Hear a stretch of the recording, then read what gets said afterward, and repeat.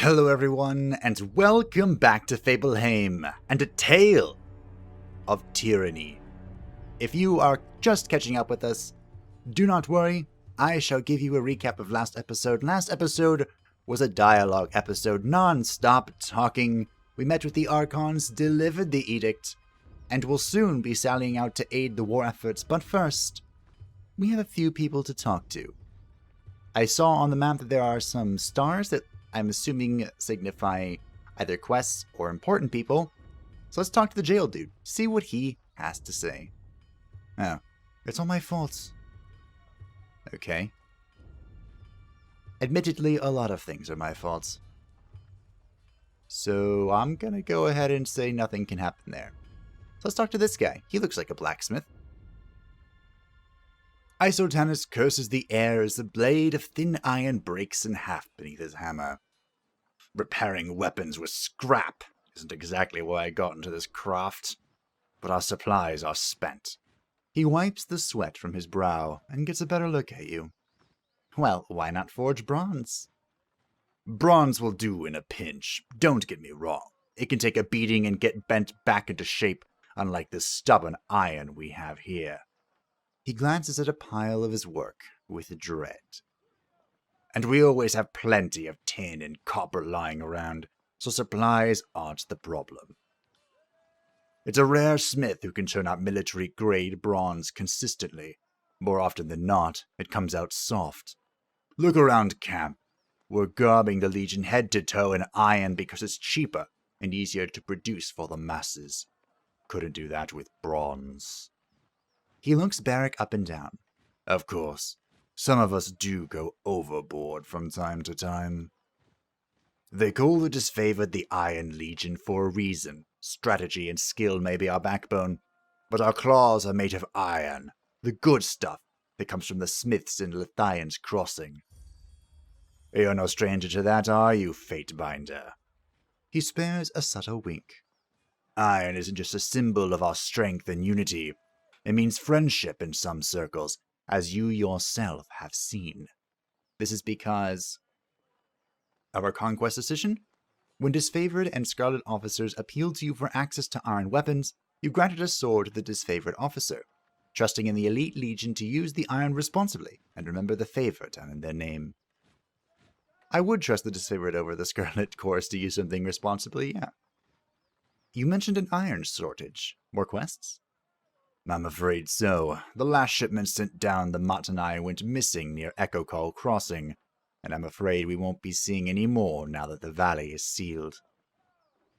Forge-bound iron is Tunon's responsibility. Why is this the first I'm hearing of it? Keep your voice down. Isotanus flinches and lowers his own. Graven Ash doesn't want to cause a panic or pass any information to the Vendrian Guard. Best case scenario, the iron tumbled off a boat and is rusting on a riverbed. Worst case, it ends up in enemy hands. Well, conveniently enough, I've been instructed to aid an operation in Echo Call.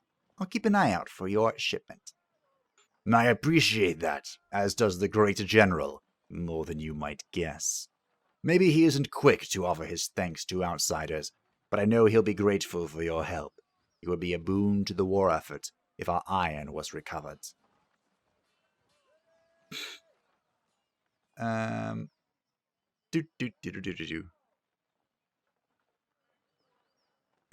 Even if that means cleaning up the Archon's mess.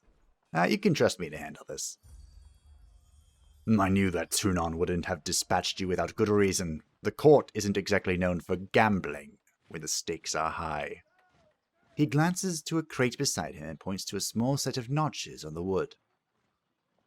You see that? That is how we tell apart our iron shipments from the rest. Inconspicuous, so people don't go snooping around. You want to keep your eye out for these. Good hunting. Ooh, he is a merchant. He has an Earthshaker stick. The stuff. Very expensive, though. Oathbound helm. Stone shield helm. Am I actually interested in any of this? No. I'm not. I was kind of hoping for spells, but that was a bit much to expect from a blacksmith, I suppose. What's this? It's a thing. I don't know. So the last people we need to talk to here are Marcus and Lucia. Then we can finally head out and begin the slaughter. Our new companion is Barbaric. He is in the conquest portion of the tutorial that we kind of skipped over, or starting story thingy. But he stood in our storm that we summoned, using an Edict of Kryos, and his armor is melted onto him. Yeah, he's also going to be our tank, so that's probably everything you need to know. Who are you? I am Lucia. This is Marcus. The disfavored soldier points to the armored man next to her. And you must be the Fatebinder. From under her helmet you hear an audible scoff. We've been assigned to Assigned to your hospitality, Marcus quickly interjects. While you remain on disfavored ground, if you should need a place to rest, we can make the necessary preparations. What can we do for you? Let us see. We could use some training. What's this button? Marcus, I would like some training.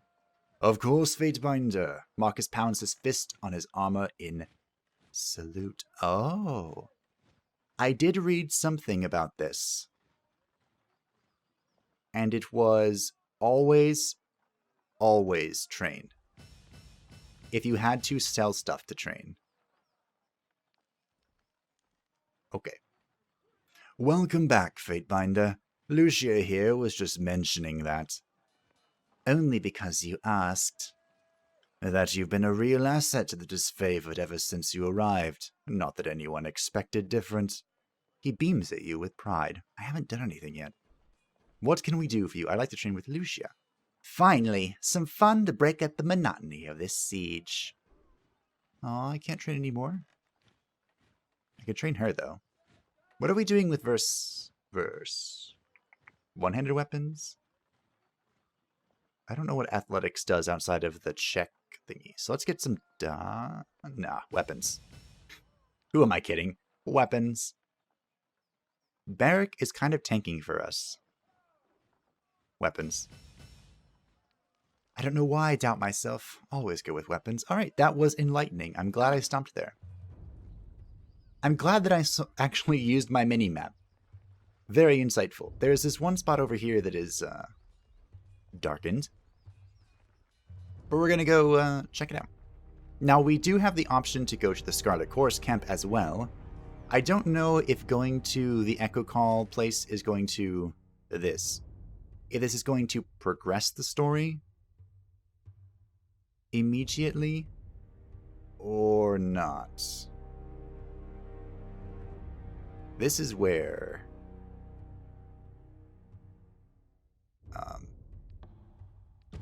the quest is. Ambush. Your path is blocked by a small group of Vendrian Guard. You can go no further until you deal with them.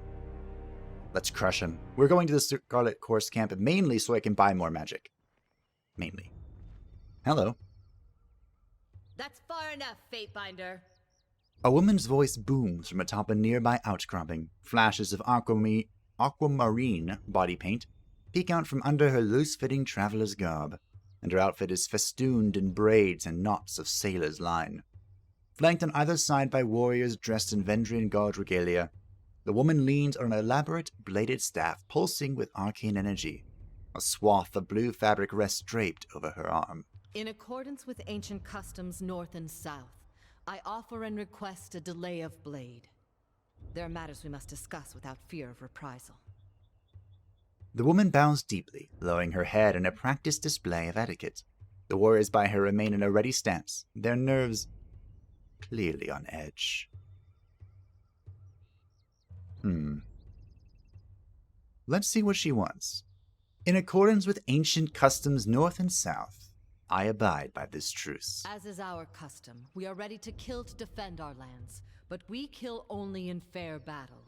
We don't slay our prisoners. We know this isn't Kryos' way, but we must have hope. You're right, it's not. A few of my kin have gone missing, and though they may have perished, I have to inquire on the off chance they still live. If Captain Tarkus Deimos still lives, we would negotiate for his release. Tarkus Deimos. Tarkus Deimos is dead. I see. That is as I feared. We gained But loyalty thank you with for her. telling me all the same. I prefer closure to wishful thinking. If I may make one more inquiry, what of Palox Tyrell? Did he survive? I think we killed him. Palox Tyrell is dead. She nods slowly, saying nothing for a long moment. My apologies, Fatebinder. I had a terrible feeling this errand was in vain from the start. I had no expectations that our friends could be saved, as I'm sure the time for swapping prisoners is long gone. But at least I know of what became of them. That'll have to be enough.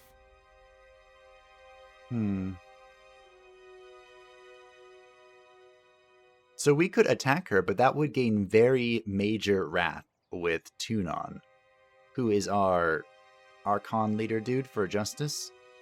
We might as well ask some questions, right? This is the first Vendrian Guard person we've met that isn't trying to kill us. Or... yeah, I have some questions. We shouldn't be socializing with Oathbreakers. Barbaric. I will entertain them as best I can. After all, understanding is the only hope we have. What is it you wish to know?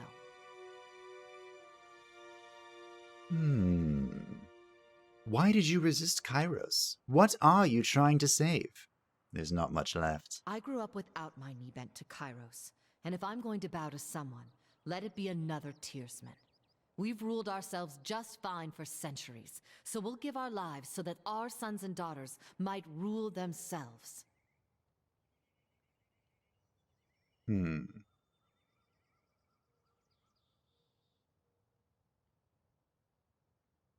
Well, we could go for the mage route. We're kind of a mage ourselves. We dabble in the magics. We'll go with the first one, though.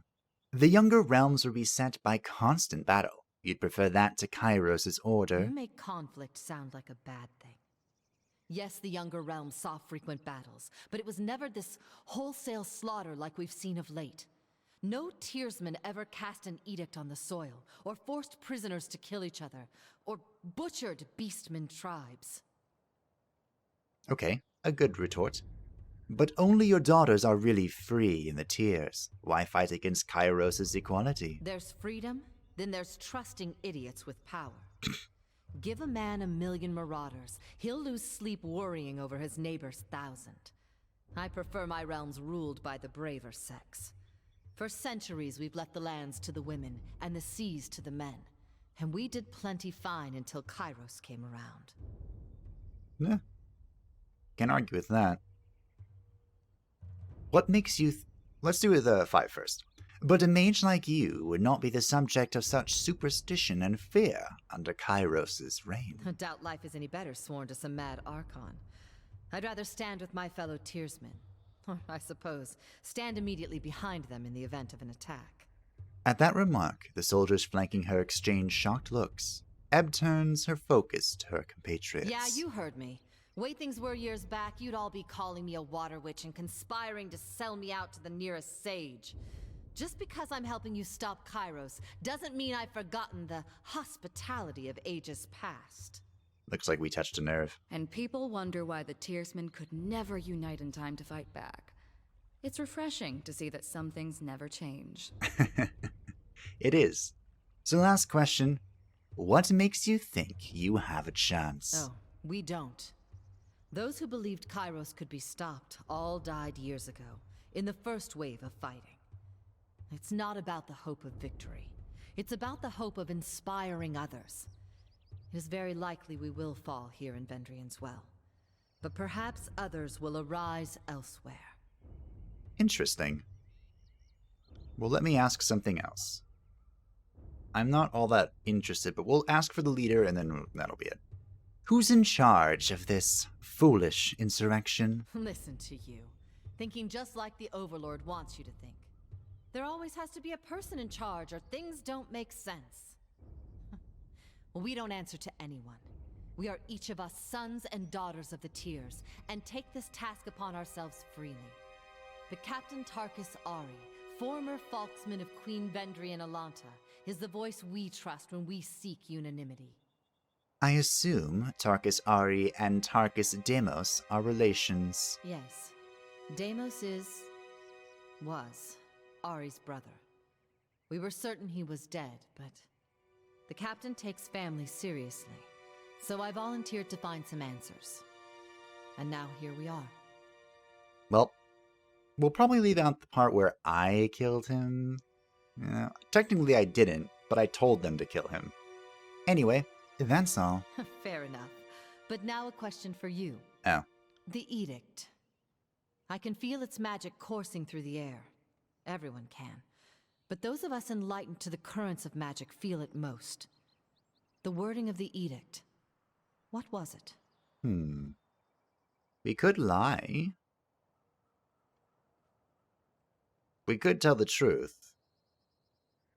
That would make Barbaric mildly irritated. Do we think if we tell her that they'll be willing to work with us or surrender something? Because, well, they're all going to die anyway, but she did say they were okay. What if we plant a seed of lies? It is a curse on the valley. Those disloyal to Kryos will slowly weaken and die. 2 armies aren't enough. Kryos needs an edict to weaken us too? We must have the Overlord terrified. Well, if that is our fate, so be it. Seems no worse than fire bubbling up from the soil. Thank you for letting me know. I've another question for you, if you will entertain it. I am losing patience. Are we really standing here and chatting with Oathbreakers? It's hard to watch. Like cuddling a goat you're going to kill for dinner. We have been gaining loyalty with Verse, but I'm curious what Ep is going to ask. When I was young, my parents told me the Tears were special, and the Overlord's edicts and armies could never touch us. Seems I've been told a hefty sum of lies. So answer this honestly for me, please. Is it true that Tunon's Fatebinders can smell truth from falsehood? That's probably not true, but we're going to say yes. Yes. And Kyros's edicts. I have heard the sages speak at length that some of the edicts elsewhere in the world have been broken. How is this? We're going to use our lore here, because I like lore. It varies based on the wording of the proclamation. Maybe we're not going to.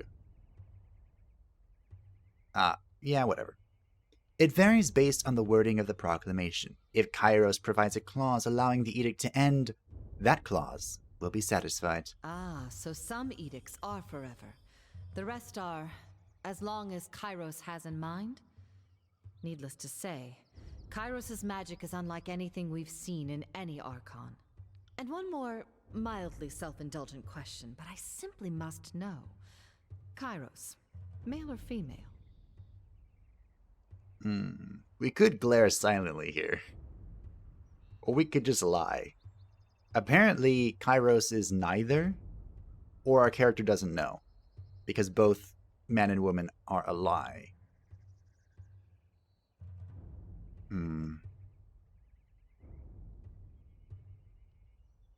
We'll go with this one, because...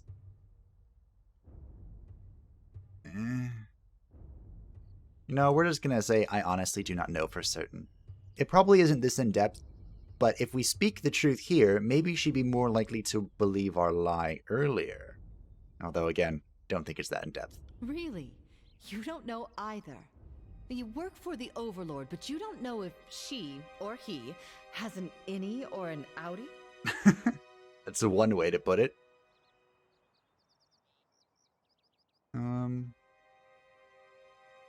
I think the Overlord just wants to keep people guessing. Seems to work quite well. You may well be correct.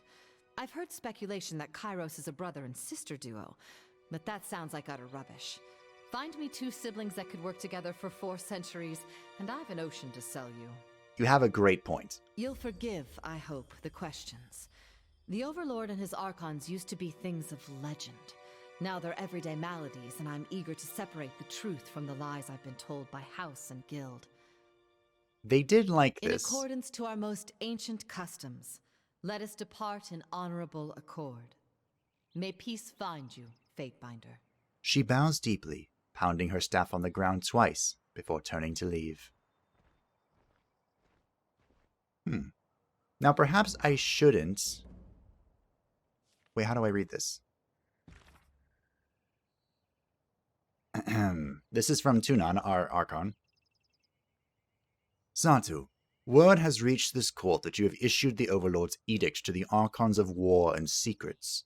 Know that we understand fully the weight of this burden and appreciate the loyalty you show in its declaration. Provided you survive this span, your service will be duly recognized. As you navigate the idiosyncrasies and mutual antipathy of our Overlord's War Masters, remember that Kryos watches all with interest.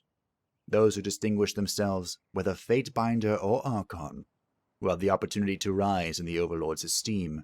Even now, the northern courts whisper that the more successful of the two Archons will be granted rule over the whole of the peninsula.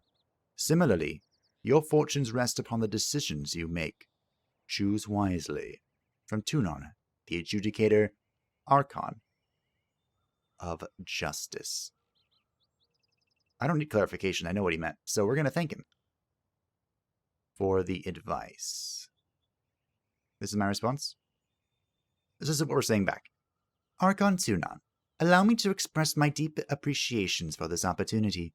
Few in the Empire have the honor of treating with Archons, and fewer still of reading the empowered words of the Overlord. I endeavor always to emulate your exemplary foresight and judgment. I remain in all things your faithful servant. Okay. I do like Tunon the most. Well, I like the idea of Tunon the most of all of the Archons. I'll put it that way. So let us head to the Scarlet Chorus camp.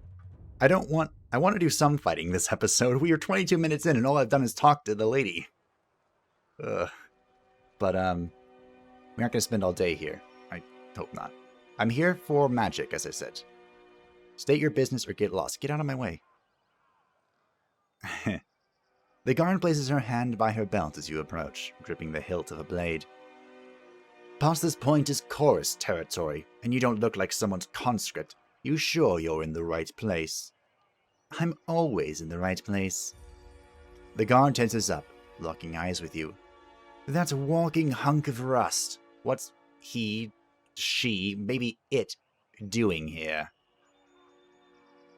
Let's use our athletics. Step in close and push her down. Before she can draw her blade, you advance. Place your foot behind hers and give her a stiff shove in the shoulder. Caught off balance, she tumbles backwards, triggering an outburst of laughter in the other guards. I can't believe you sassed the Fatebinder. You're such a stupid ponce. Didn't I tell you we had a special guest coming? The guard waves you in with a smile. Come on in, and don't let the ninny shitters in camp give you any guff. Admittedly, I do kind of like the no-nonsense approach here. Alright, we're looking for... Who are we looking for? We're looking for the merchant. You look like a dude. You have a star next to you. Well, look who we have here. Chewing on some manner of cud, a heavy-scent soldier flings spittle and crumbs as she talks. Ew. The Fatebinder finally shows herself. I'm Reg, the second soldier chimes in, and this is Baz. We were wondering when you might pay the camp a visit. The fifth eye has been a little starved for attention. He ordered us to watch you like a troublesome babe. Make sure you don't get out of line. Baz knits her fingers together, joints crackling as she smiles. Reg clears his throat loudly, scowling at Baz. Something like that. If you have questions, ask us. Good luck finding anyone else in camp who'll give you answers, or even a smile. Is this more training? I'm not interested. Okay, so these would be your trainers if you sided... No. If you sided with the Scarlet Chorus, I'm assuming. Where's the merchant? Upon noticing your approach, the merchant straightens his posture and smiles. I found the merchant. What an honor! The name Snigler Dagos. Originally from the relative tranquility of the Northern Empire, I have since accepted a nomadic life for the sake of keeping Kryos' forces supplied with only the finest goods, local and imported. He winces a little. It's not much, but let me know if you see anything that piques your interest. Magic. Yes, magic. More magic. More magic. That's a lot of magic for us. What's this? It's a stick. Meh. I think we're fine. What's this? An accessory. An accessory that gives the Sigil of Fire? Ooh, Sigil of Vigor is good magic. I don't know what this is. I kind of want it, though. We don't really have the funds to get it, however. So, I'll try and remember it's here, but I'm probably not going to. Well, expectations and all. So we have learned 3 new things. I think 1, yes, Sigil. The Sigil of Vigor infuses a target with energy, enhancing the mind or body with greater power. Vigor can be highly addictive to weaker minds. Ambitious mages in Kryos' court have been known to use doses of vigor to enthrall courtiers, building networks of power and influence based on their target's desperate need for one more spell. Huh. Do we want... What do we want? I mean, Barbaric having this would make sense. This gives 2 vitality and 2 might.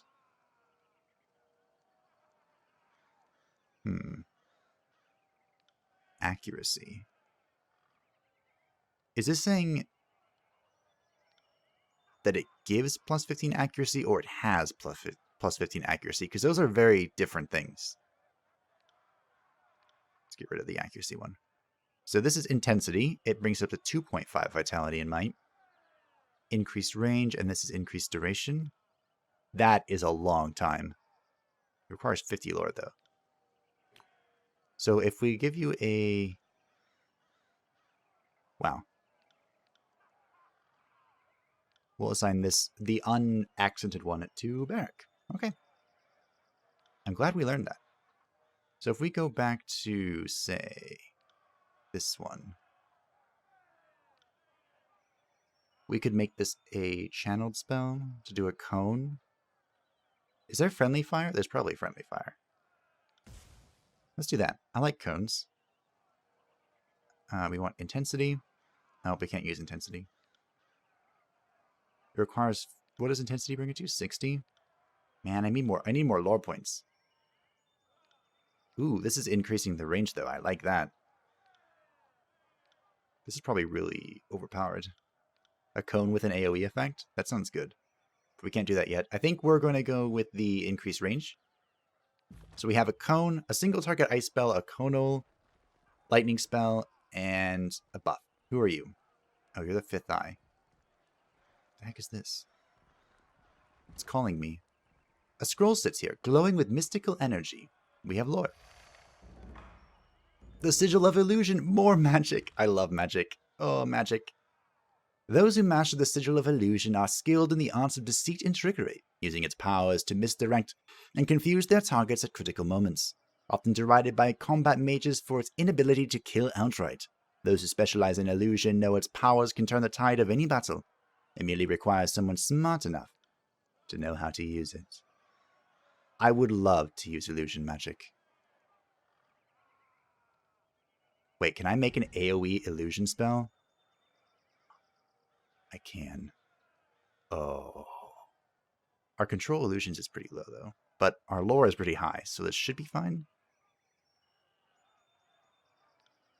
Again, this seems really overpowered with a cone and a...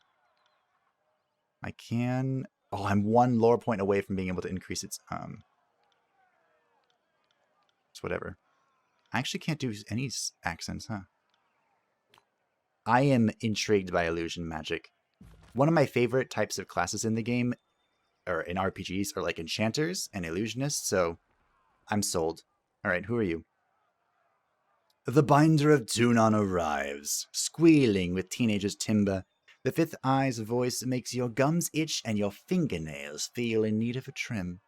I'm not going to do a high-pitched voice because, you know. And we just finished having a bit of sport with some captives, but worry not. We'll have more fun with another batch momentarily. Dressed in the bronze-red regalia of the Crimson Spears, the fifth eye beckons you to stand close, wagging a blood-spattered glove. Now that you have issued this edict and doomed us all to die, have you come to help us climb out of this hole? Chips of laughter emanate from under his mask.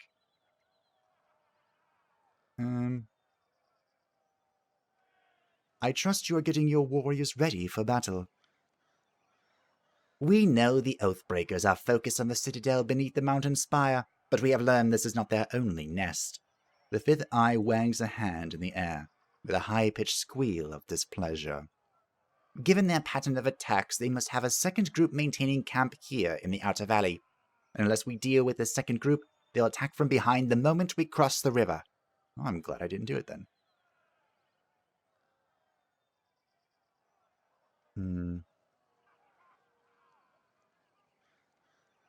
We don't want to sow more issues. Let's remain silent. My last group of scouts returned with a new batch of prisoners, and one of these prisoners claims she can lead us to the Vendrian Guard's secondary camp, though there are shreds of deception in her voice. I could use your help questioning this Varia Kell. Perhaps you will get less screams and tears and more useful information out of her. If we knew where to ambush the Oathbreakers, we could try and take their captain, and show him the wisdom of joining the chorus.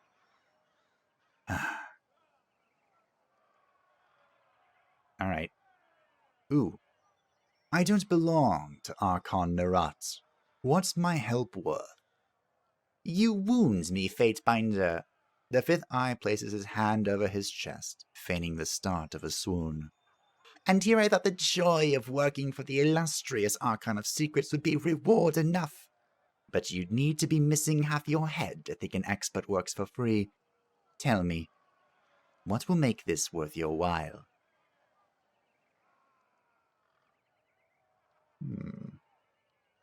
Oh. So we could try and gain more favor with Tunon. This is kind of like a political move, so I could understand why he likes it. But what type of magic do you think I could learn?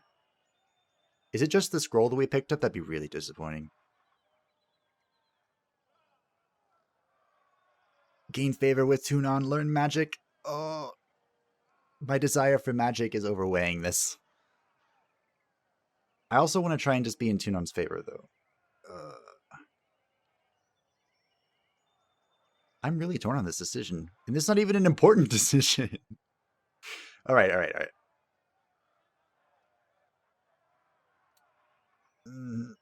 My price is knowledge. The Archon of Secrets knows a great deal of magic, does he not? Are you sure I can't interest you with pleasure slaves instead? The fifth eye taps his finger to his mask's chin, a high-pitched groan of contemplation emanating from under the mask. I agree with your conditions. I will share with you some blood chantilly, but I will need time to prepare parchment, and such things will have to wait until the Oathbreakers are silenced, and we are no longer forced to act by this edict. Oh. Alright, I'll speak with the prisoner. I will meet you there. She is waiting by the other prisoners. So about fighting this episode. Alright, where are they? Hey, you're a named dude. Interesting. Hail, Fatebinder of Tunon. The disfavored officer pounds a heavy gauntlet against his chest in a stiff but warm greeting. Were I a betting or a superstitious man, I'd say fortune has favored me today. I am not. But I'm pleased to meet you all the same. Now what brings you to my little slice of personal damnation, otherwise known as... He spreads his thickly gloved hand wide. This here mud and shit-stinking chorus camp. Well, you got anything to report? He cants his head to one side, taken aback. What about the chorus isn't unusual? The army itself is a strange, malnourished beast. But no. No, the screamers seem mostly in order, ma'am. And I haven't been spying, if that's what you're implying, ma'am. Still as a post, he studies you sharply, scarcely appearing to breathe. Course, even if I was, it'd be damn near impossible to learn anything from this shit sty. Fifth Eye and those damn Furies don't even loop me in enough for me to do my detail, and is not for lacking of trying on my parts. What do you mean? I'm not just here to keep a steady eye on the Oathbreakers, who they give far too much freedom after conscripting. I'm here to be a resource for the benefit of both armies. I can provide insight regarding proper stratagem and request a stock of troops from Iron Marshal Erenyos for reinforcements, if needed. But they won't listen to me, nor confide in me, nor fight beside the brethren I could request.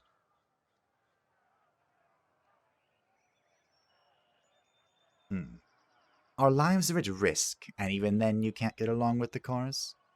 Begging your pardon, ma'am, but I've never fought a battle where my life wasn't on the line. He shrugs. Kind of the nature of war, isn't it? Okay, well, why are you stationed here? Then we'll leave. From the way most of my days go, you'd think I was here to row with blood chanters and scarlet furies, but my post is to represent the disfavored's interest before the Fifth Eye, and the Scarlet Choruses for Iron Marshal Erenyos. Not that I've gotten to do either in so much as the last span. Have they been cooperative?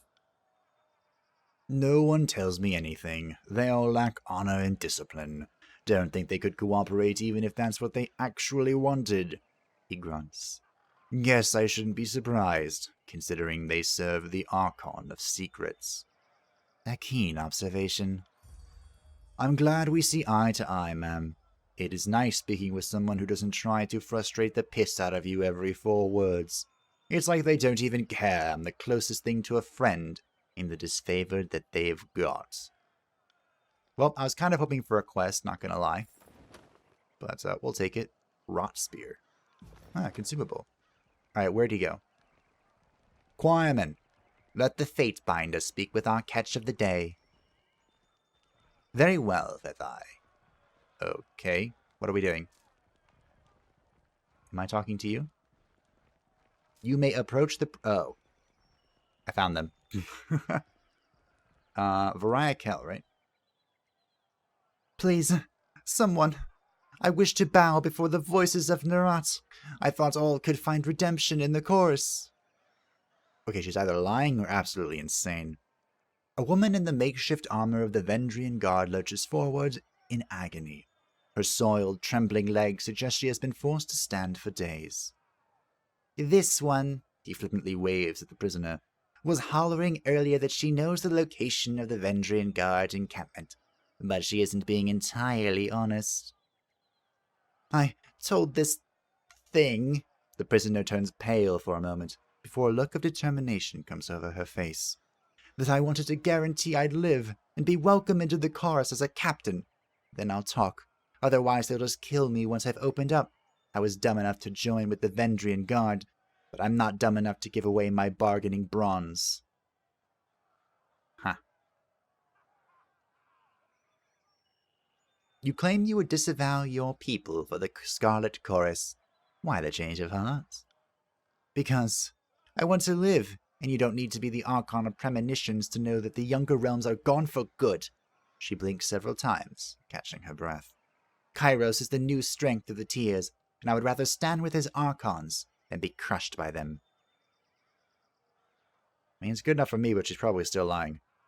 Tell me what you know, and I can see to your release. I heard the chorus is looking for Captain Pelox Florian and his crew. I can lead you to them, but only if you release me. She turns her head, taking a long look at skewered and smoldering corpses around her. She tugs at her restraints, but to no avail. Time to put our subterfuge to work. You're lying. Why don't you tell me what you actually know, and I'll see about saving you. Well, you see... Shaken by your demand, her lips move wordlessly for several seconds. So, I don't know exactly where the rest of my crew is, but I can tell you. She shakes her head, catching her breath. Search that one. She reaches up with her right leg and points with her foot, calling attention to a nearby pile of corpses. The tall dark one missing most of his face. Check his left boot. He was the literate one in our crew. He had the orders. With a snap of his fingers, a pair of choirmen yank the boot of the fallen guardsman. A rolled parchment slides out of the boot and is thrust into the fifth eye's hand. He unfurls the scroll to give it a read. It's nonsense. Just a mash of words. Laughter erupts from under his mask. She said she had information. She gives us garbage. Slay this wretch for wasting our time. He snaps his fingers at a nearby Scarlet Fury, who promptly snatches a long knife from her belt. Yeah, okay. Make the cut shallow. Give her time to regret toying with me. The Scarlet Fury slices open Varaya's neck. Pinned to her final resting place, the Vendrian guard soldier thrashes and flails for several long moments before bowing her head in death. I didn't really want to bolster the Scarlet Chorus forces. Meh. We're no closer to finding the Oathbreaker's position. Not with this cryptic mess.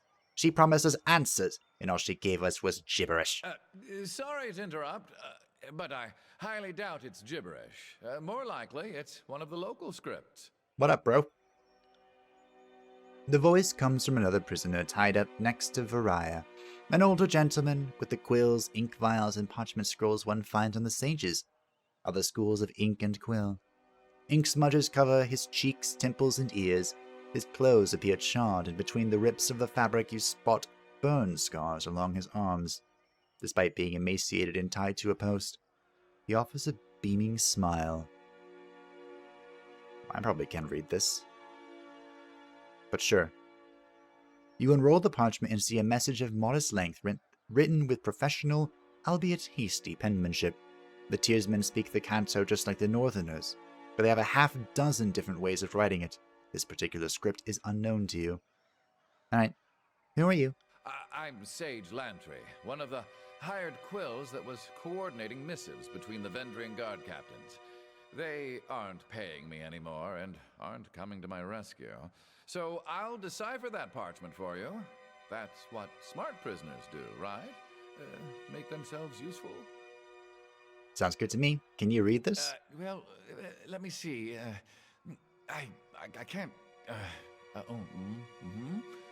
You hold the parchment in front of the bound sage, and his eyes dart down the length of the missive. He reads the words a second time, nodding in silence. I don't know exactly what it says, but I'm half certain that's Sage Selwyn's handwriting. I'm sure I could decipher that in a few hours' time.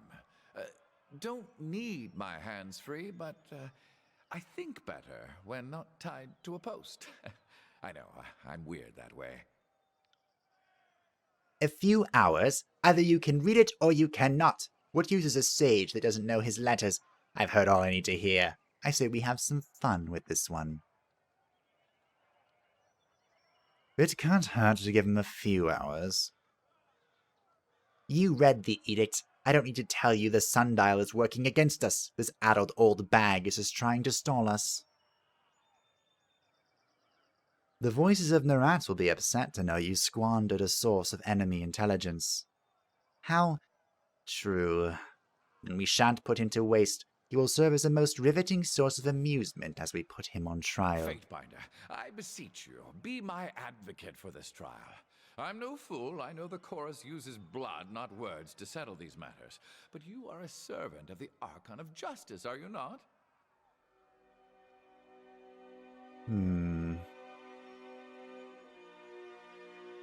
What do? We need this prisoner. I mean, You know what? I don't like these guys anyway. Fine. But I'll be his champion. This one needs to live. Good. I like it when Tunon's puppies get their paws dirty. No, I wasn't expecting that. I wouldn't mind taking a swing at some loudmouth chorus braggarts myself. You can tell who Barbaric is loyal to. Did you hear that, brothers and sisters? Raising his arms to the sky, The fifth eye roars for all nearby to hear. Trial by combat is upon us! The sage is unbound from the post. Stiff legs nearly buckle as he attempts to walk, and his arms flex and flail in the newfound freedom. Wiping sweat and grime from his brow, the sage steps close to you with a nervous smile. Rhythmic roaring and stomping of hundreds of feet in unison flood the camp. Hordsmen begin to circle and swirl about, brandishing weapons and cheering. If they get this worked up to fight the enemy, I venture the war. Oh, sorry, I read that wrong. If they got this worked up to fight the enemy, I venture the war would be over by now. Begin the chant of gathering. Let the warriors know that tonight's entertainment will soon commence. Are we going to get to fight after all? Oh, all of us are doing it. Brothers and sisters, who among you set the standard for strength? Who amongst you will help winnow the weak from the strong? The fifth eye waves his hand in the air, drawing in a gathering of chorus soldiers. We are gonna beat the crap out of you. Our claimants have been assembled. Now let the trial of the Oathbreaker begin. I have so much magic. Iron trolling. Both bang on their shields and armor harness, harassing the enemy. The enemy target is compelled to attack Barbaric for a short time, while the Fatebinder's mocking gestures leave the enemy confused and off guard. The foe loses all ability to parry and dodge until they recover their senses. Wow. Okay, we're going in. You can't do that yet. Actually, we're going to use some magic. They're probably going to move, but I'm going to zap right there. What do you have? I mean, besides a level. You're level 3 already. Bro. Ooh. You have, like, vigor. Manchi quickly heals the Fatebinder with a surge of restorative energy. The burst of energy is so invigorating, the Fatebinder is also hastened. Okay, restoring touch and Titan's touch. We're going to renewal. Right? This gives 0.5 armor per piece of armor worn and armor penetrated by attacks. So you're doing that. Barbaric.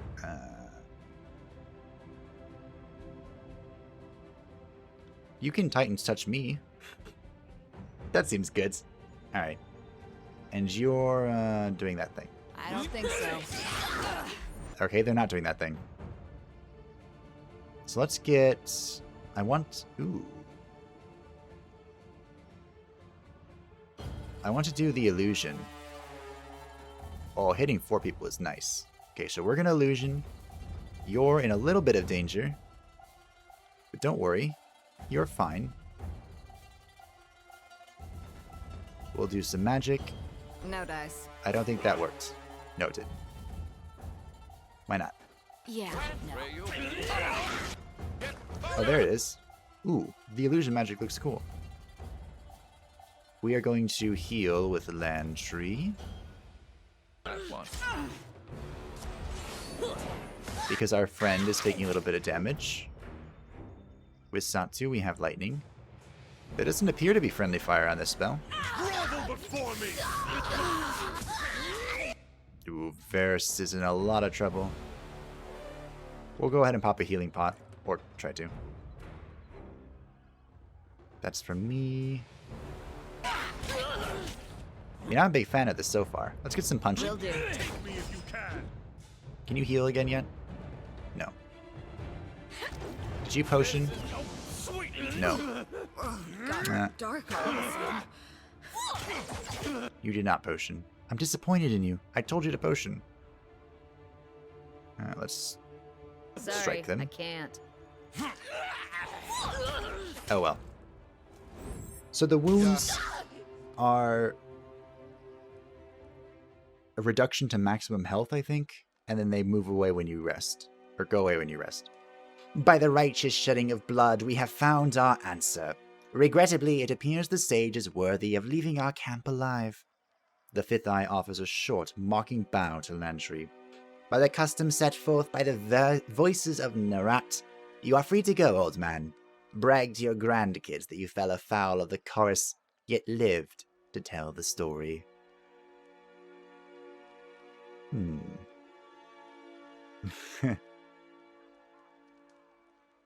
That was fun. Your warriors almost put up a good fight. It really is bloodletting weather, is it not? My conscripts need to see more warriors of your skill in action. I thank you for the lesson you have given the camp. I thought I'd die to that old post. Die tied to that old post, even. The sage looks down at his rope-worn wrists in disbelief. Now hand me that parchment. I'm certain I can decipher it. Sorry, I can't mimic his voice exactly. Well, much of the parchment was weathered, but I could make out the important parts of the text. The note makes mention of a meeting spot west of Tripnettle. Better, faster, and stronger! I leveled up, I guess. So the old sage knows his words after all. I'd ask that you travel ahead and see if you can't get this Captain Florian to yield to the chorus. They will strike at first sight of the chorus gang, but perhaps they will parley if yours is the face they see. I know the area, and I suggest we go at once. I'll show you the way. I'm eager to be far from the stench of this camp. You're offering to come with me? Why? Because the alternative is... what? Living here with these illiterate brutes? My old study is under a river of fire, and there's no family missing me. Besides, I'd much rather chronicle the binder that twice proclaimed an Edict of Kryos. I'd be a fool to let someone else write your story. Alright, fine. If you're so eager, come with me. Splendid. You won't be disappointed. I know I may seem old and frail, but I know how to step lightly and how not to get killed. Really, I won't slow you down. Lead the way, and let me know if I can be of service. Are we done here? Let's hightail it to Tripnettle. If your new pet doesn't behave himself along the way, I'm not above clipping his ears. So, oh, it was Verse that leveled. Verse. Finesse. So she has Skirmisher, which is her ranged, it looks like. We have not been using her in a ranged capacity, but we could give it a go. Or her Duelist tree. What do we got here? After a kill, Verse will strike twice with her attacks for a short time. That could be really good. This could also be really good, because she's currently dying. Of all my characters, she's the only one that's dying. So I kind of like that. I don't know how I feel about the archer bit, so we're going to go with this defensive ability. So when an enemy strikes Verse, she gains a passive bonus to dodge and parry skill until combat ends, and this effect stacks. So real quick, with Landry, and we have him to level up as well. With Landry, we have a lot of resolve. What do we even want to put here? Probably wits. You can increase your loyalty with him and get him to teach you his sigils. So we have Sage, Preservation, and Quill. This is, if used from stealth, his attack will also paralyze the target. Oh, this is an interrupt attack. Landry rapidly attacks his target with a series of thrown strikes. So these are ranged attacks, right? Not up close. Improves Landry's thrown... Okay, so it's thrown weapon. Thrown weapon attack range and adds armor penetration to his thrown weapon attacks. And that just sounds good. What do you got over here? Grants a bonus to arcane armor and magic defense. Greater renewal. Empower Landry's renewal ability, granting an even greater increase to weapon damage and armor. Gifted healer. We're going that. So we could improve his control life and control vigor abilities. I think what we're going to do is we're going to go penetrating throw. Because armor piercing is good. So I'll probably go more down the preservation tree, but we're going Quill a little bit. Sage looks like it's a stealth tree, and we don't know anything about stealth yet. So, yeah. Maybe someday. But we got a little bit of fighting in, didn't we? We're going to end today's episode on this. We have all of the quests in the area, I think, finally, at long last. We now have 4 companions. and Satu has even more magic yet to learn. So thank you all for watching. I hope that you enjoyed, that you look forward to next time where we do these quests for real. I promise. Definitely. Bye-bye.